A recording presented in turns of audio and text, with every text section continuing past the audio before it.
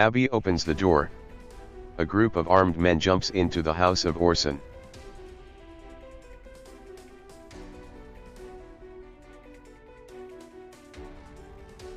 They hit Orson on his neck. Welcome to Wolf Recaps. Today we will recap a 2016 action movie, called Beta Test. The movie begins with an interview of Andrew Kincaid, the CEO of global game developer Sentinel, which is the world's most rapidly growing video game company. Kincaid recently made headlines against the preservation of the right to bear arms. He believes that gun ownership in the US is an obsolete tradition which can't protect Americans, hence he has proposed a solution to contain violence to video games. If someone wants to shoot someone, they can play Sentinel's video game. Elsewhere, Sentinel's top security officer Orson Creed is seen watching the interview with his wife Abby.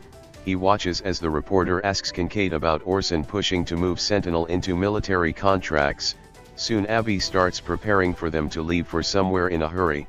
She urges Orson to hurry up, but he's glued to the screen diligently listening to every word Kincaid is speaking. He responds to the reporter that Orson and him fall on different sides of the aisle. And this isn't the first time Orson tried to extract an intellectual property. However, Kincaid promises that he'll make sure it will be Orson's last attempt. Orson gets tense after watching the interview and Abby comforts him. She tells him that she's glad he's not like him. Orson and Abby then proceed to leave with their packed suitcase, but a group of men force their way into their home and take Abby hostage. Orson tries to pull out a knife in self-defense, but he's knocked out by one of the. Then Max inserts the game into his computer, and he receives a call from his female Sentinel tech support worker called Princess. Max has never seen her, but he speaks with her like she is his girlfriend. After his little pre-game ritual, Max turns on the game and Princess tells him that unlike other games he can't modify this game as he do other time. She also tells him that this game is the one in which players get to be in the real world. The scene then cuts to Orson's home, that has been completely ransacked by the gangs. Abby watches as the gangs attach a unique device on an unconscious Orson's neck, then they turn on the device before leaving with Abby as a hostage. As Orson gains consciousness, Max begins playing the game. Max instantly loves the game's style, features, and finds it very realistic. He also finds it odd that the game has no menu, no options, and no loading time. Max picks up a picture in the game and notices that it's Orson and his wife Abby. Max's character then checks himself out in the mirror and notices that he can see the anger in the character. Max also notices blood on the walls, but he brushes it aside. Max explores his video game character's house and comes across a mobile phone in the kitchen that says "Play Me." In the video, one of the gangs from earlier in the movie named Zane addresses Orson, who is revealed to be Max's video game character. It turns out that the events happening within the game are being reflected in the real world. The man tells Orson that they've got a series of tests waiting for him. Orson will have 90 minutes to complete an objective, and if he fails, Abby will lose one part of her body per objective. Orson's mission 1 is to get inside National Bank, which is about to be robbed undetected, and retrieve the contents of safety deposit box 1121. Orson is sweating profusely, but Max is unaware that the game is synced to real life. Max guides Orson out of the house and into the car parked outside. He can't seem to figure out how to start the car, and Princess comes to the rescue and offers to stay with him throughout the game. As Max's character leaves, the media reports a robbery in the Southtown branch of National Bank. After arriving at the bank, Max looks for a safe entry and he eventually sneaks into the bank through a window. As the robbery is going down, he crawls through the bank and comes across a bank employee trying to escape the robbers. Max asks the lady about the safety deposit box 1121. The lady calls him crazy and warns him that he's going to get himself killed. However, Orson insists and the lady directs him to her desk. Orson grabs the keys from the drawer and heads to the locker room. As he gets closer to the box, Max momentarily loses signal as Orson gains consciousness and tries to remove the device on his neck. However, Max quickly gains control again, and opens the deposit box. Inside he finds a gun and a note that instructs him to kill the robbers and take the money. Princess reminds Max not to kill any hostages as it would lead him to failing the mission. Max tells her to relax, saying he can always reload and auto-save the game. One by one Max starts taking down the robbers as he makes his way to the money. The hostages scream in horror as Orson and the robbers exchange fire. Max eventually grabs the money and flees in the car. After getting to a safe place, Max decides to pause the game and take a snack break. However, he isn't able to pause the game, and Princess offers to look into it. Max goes over to his kitchen and sees the lady from the bank on TV giving an interview to a news channel about the robbery. She recounts Orson Creed saving her life. It finally dawns on Max that the events in the video game are being reflected in real world, which scared Max proceeds to call the police, but then down and play 911 game. Max confronts Princess about the game, and she tells him to keep playing the game, but Max proceeds to turn the game off.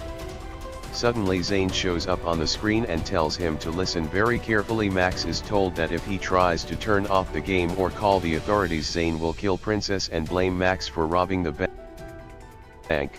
Max also learns that the money he robbed from the bank has been deposited in his bank account, and Zane's henchmen have surrounded his property. Left with no choice, Max reluctantly continues playing the game, and Zane orders him to go to a private school a few miles north, which is about to be shot up. While driving to the school, Max calls Princess out for being a part of this, and she explains that she didn't have a choice, but Max doesn't believe her. After reaching the school, Orson is ordered to protect the shooter from the police.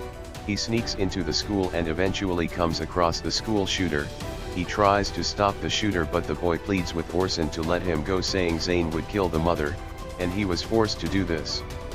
Orson lets the boy go and comes under attack by school security. Orson easily takes them down and tearfully watches as the boy kills more children. After Max reluctantly helps the school shooter escape, Zane proceeds to give him another mission, but Max abruptly hangs up Zane's call and dials his own phone number. Despite Princess's protests, Max finally speaks to Orson and tells him about everything. The movie then cuts to Kincaid's apartment where he has held Abby hostage. It is revealed that Kincaid and Abby have a history. Kincaid asks her if Orson is aware about their past relationship, to which she reacts angrily. Meanwhile, Max guides Orson back to his home and fights off Zane's henchmen.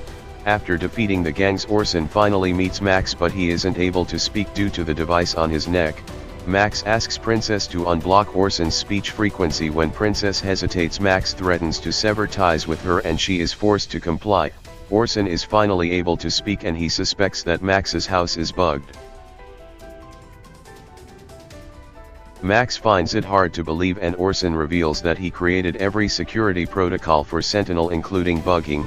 Everything Max has received from Sentinel can be used to monitor him. After debugging the apartment, Max and Orson sit down for a drink and talk about Sentinel.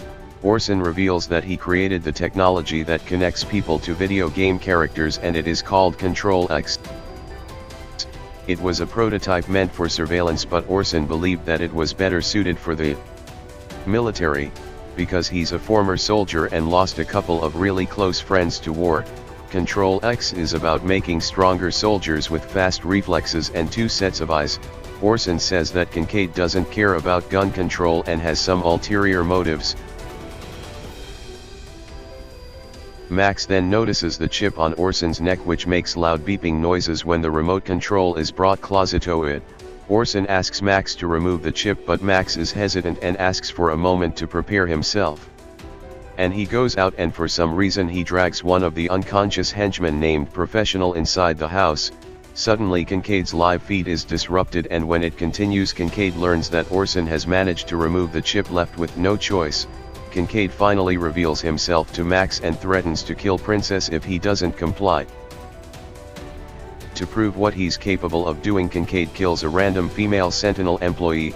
Left with no choice, Max agrees to play the game again. Through the game, Abby gives Max the next task, for which Orson is to go to the ground floor of the Needle where Caleb Angelo is having dinner. There Orson is supposed to kill Angelo.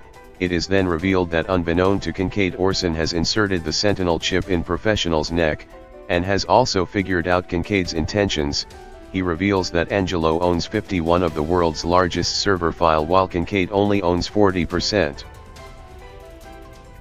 With Angelo out of the way, Kincaid could scoop up all of the shares and gain control over the world. After learning about Kincaid's evil plans, Max guides Professional to the Needle while Orson goes to confront Kincaid and save his wife. On his way to the Needle, Max gets a call from Princess, who reveals that she is safe now and offers to help him. Max intercepts Angelo's motorcade near the famous skyscraper and kills Angelo. However, Kincaid gets suspicious when Angelo doesn't recognize Orson. Before he's killed, Orson arrives outside Kincaid's office and Zane and his henchmen try to stop him. However, Orson easily neutralizes the gangs and heads to Kincaid's office. There Kincaid threatens to shoot Abby and Orson is forced to surrender himself. Moreover, Zane's other henchman named the Surgeon has subdued Max in his apartment. Orson asks Kincaid why he shot up a school, and the latter reveals that the children are casualties of war meant to pressure the government into passing the gun control bill, which will limit guns to games. An unhinged Kincaid says sometimes to make things better you need to start by making them worse. Orson argues that Kincaid has no right to control people even if they mess up sometimes. As Orson keeps Kincaid engaged, Max covertly drives Professional to his home right under Surgeon's nose. Before the goon realizes it, Professional appears and takes him out. At the Sentinel HQ, Orson takes Kincaid on, while Abby kills the latter's goon as Orson and Kincaid fight. Max arrives at the HQ. Kincaid almost kills Orson until Max shows up and shoots him dead. Max becomes the CEO of Sentinel and promises to return the company back to its roots, humanity. Thanks for watching. If you like the video, hit the subscribe button.